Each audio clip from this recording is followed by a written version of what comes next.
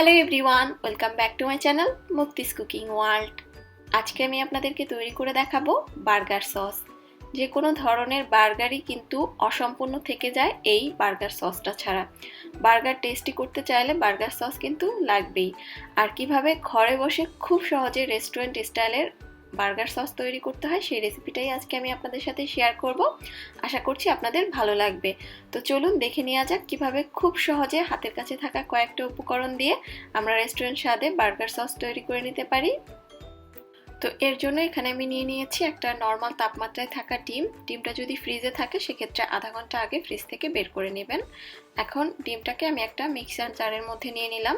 আপনারা চাইলে ব্লেন্ডারের জগও ব্যবহার করতে পারবেন। এখানে আমি নিয়ে নিয়েছি 1 টেবিল চামচ পরিমাণ রসুন কুচি, এটাও দিয়ে দিচ্ছি। এখানে আমি নিয়েছি 1 চা চামচ পরিমাণ সাদা সরিষার গুঁড়া। আপনারা চাইলে সরিষা পেস্ট বা মাস্টার্ড সস সেটাও ব্যবহার করতে পারবেন, চাইলে কালো সরিষার গুঁড়াও ব্যবহার করতে পারবেন। দিয়ে দিচ্ছি 1 চা চামচ পরিমাণ সাদা গোলমরিচের গুঁড়া, চাইলে কালো গোলমরিচের গুঁড়াও ব্যবহার করা যাবে। এখানে আমি নিয়ে নিয়েছি চিনি, তো চিনিটা দিয়ে দিচ্ছি আমি 1 টেবিল চামচ পরিমাণ, তবে নিজের টেস্ট অনুযায়ী চিনি এবং লবণটা বাড়িয়ে কমিয়ে নেওয়া যাবে। লবণ দিয়ে দিলাম 1/2 চা চামচ পরিমাণ। গুঁড়া দুধ নিয়ে নিয়েছি 1 টেবিল চামচ পরিমাণ। চেষ্টা করবেন গুঁড়া দুধটা ব্যবহার করার জন্য, এতে করে টেস্টটা ভালো আসে, তবে হাতের কাছে না থাকলে না দিলেও হবে। এখানে আমি নিয়ে নিয়েছি 1 ফালি লেবু, তো আমি 1 টেবিল চামচের মতো লেবুর রস ব্যবহার করব। চেষ্টা করবেন লেবুর রসটা অবশ্যই ব্যবহার করার জন্য, এতে করে সসটা কয়েকদিন পর্যন্ত ভালোও থাকবে এবং ডিমের যে একটা এক্সট্রা স্মেল সেটাও থাকবে না। তো লেবুর রসটা দেওয়ার পরে এর মধ্যে আমি দিয়ে দিব তেল। তো এখানে আমি 1 কাপ পরিমাণ নর্মাল রান্নার রেগুলার তেল নিয়ে নিয়েছি। আপনারা চাইলে অলিভ অয়েলও ব্যবহার করতে পারবেন, তবে তেলটা কিন্তু আমি একবারে দিব না। আমি 2 টেবিল চামচের মতো করে অল্প অল্প করে দিয়ে আমি এটাকে বিট করতে থাকবো এবং তেলটাকে অ্যাড করতে থাকবো। তেলটা কিন্তু কোনোভাবেই একবারে দেওয়া যাবে না। আমি কিন্তু প্রথমে সামান্য একটু তেল দিলাম, তারপরে এটাকে আমি কয়েক সেকেন্ড বিট করে নিচ্ছি। কয়েক সেকেন্ড বিট করে মিশিয়ে নেওয়ার পরে দেন আমি আবার সামান্য একটু তেল দিব। তো এভাবে অল্প অল্প করে তেল দিব এবং বিট করতে থাকবো এবং আস্তে আস্তে এটা ঘন হয়ে একদম সসের কনসিস্টেন্সিতে চলে আসবে। আর এটা কিন্তু অ্যাকচুয়ালি হোমমেড মেয়োনিজ। সো মেয়োনিজটা সাথে আরও কয়েকটা ইনগ্রিডিয়েন্টস মিলিয়েই কিন্তু বার্গার সসটা তৈরি করা হয়। আর অনেকের প্রশ্ন থাকতে পারে কাঁচা ডিম ব্যবহার করছি, তো এটা কেমন হলো। আসলে কাঁচা ডিম দিয়েই কিন্তু মেয়োনিজ তৈরি করা হয় এবং এই বার্গার সসটা এভাবেই তৈরি করা হয়। তবে যারা কাঁচা ডিম খেতে চান না, ডিম ছাড়া কিভাবে মেয়োনিজ তৈরি করতে হয় তার একটা ভিডিও আমার চ্যানেলে আছে, সেটা লিঙ্ক ডেসক্রিপশন বক্সে দেওয়া থাকবে।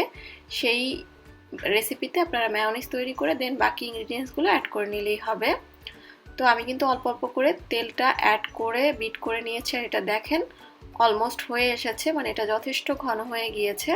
তো আর সামান্য একটু তেল আছে, এটাও আমি দিয়ে দিচ্ছি, দিয়ে একটু বিট করে নিব। তো এই তো হয়ে গেল হোমমেড মেয়োনিজ, আর বাকি ইনগ্রিডিয়েন্টসগুলো আমি পরে অ্যাড করছি। তো এখন অনেকের প্রশ্ন থাকতে পারে যে বাজার থেকে কিনে আনা মেয়োনিজ দিয়ে কি এই বার্গার সসটা করা যাবে কিনা। হ্যাঁ যাবে, সেক্ষেত্রে শুধু তেল আর ডিমটা বাদে আমি যে বাকি ইনগ্রিডিয়েন্টসগুলো ব্যবহার করেছি সেই সব কিছু ব্যবহার করতে হবে, কারণ বাজার থেকে কিনে আনা মেয়োনিজ কিন্তু অতটা ফ্লেভারফুল থাকে না আর অত টেস্টিও থাকে না ঘরেরটার মতো। তো এখন এর মধ্যে আমি 1/4 কাপ পরিমাণ দিয়ে দিলাম টমেটো সস, আর এটার রেসিপি আমার চ্যানেলে আছে, লিঙ্ক ডেসক্রিপশন বক্সে দেওয়া থাকবে, চাইলে দেখে নিতে পারেন। আর দিয়ে দিলাম 1 চা চামচ পরিমাণ পাপরিকা পাউডার, এতে করে খুব সুন্দর একটা স্মোকি ফ্লেভার আসবে, তবে হাতের কাছে না থাকলে না দিলেও হবে। এবার আবারও সব কিছু একটু বিট করে মিক্সড করে নিচ্ছি। এই তো হয়ে গেল আমাদের হোমমেড বার্গার সস। আর এই হচ্ছে সসের কনসিস্টেন্সি, খুব একটা ঘনও না আবার পাতলাও না। আর এই সসটাকে আপনারা নর্মাল ফ্রিজে রেখে প্রায় 7 দিন পর্যন্ত সংরক্ষণ করেও কিন্তু খেতে পারবেন। যে কোনো বার্গারের স্বাদ দ্বিগুণ করে দিতে পারবে এই সসটা, শুধু এটুকুই বললাম। আপনারা যখন নিজেরা তৈরি করবেন নিজেরাই বুঝতে পারবেন। তো আশা করছি আপনাদের কাছে আমার আজকের এই বার্গার সসের রেসিপিটা ভালো লেগেছে। ভালো লাগলে একটা লাইক দিবেন এবং চ্যানেলটি সাবস্ক্রাইব করে পাশেই থাকবেন। আজকের মতো বিদায় নিচ্ছি, আল্লাহ হাফেজ।